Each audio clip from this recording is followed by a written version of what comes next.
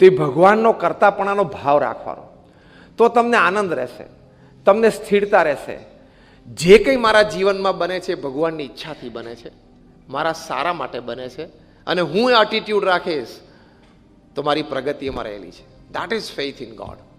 નાની નાની વાતમાં નર્વસ નહીં થવાનું, તો આખી જિંદગી રોતા રોતા જીવવું પડે. This too shall pass.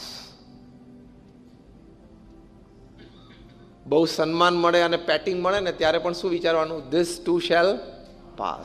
અને અપમાન થાય અને સ્લેપ આવે ને તો પણ શું સમજવાનું?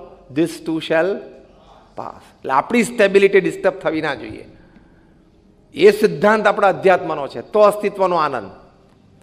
If you cannot laugh every day, if you cannot smile every day, if you cannot clap happily every day, if you cannot enjoy your existence upon this earth, પૃથ્વી પર આયાનો હેતુ શું છે?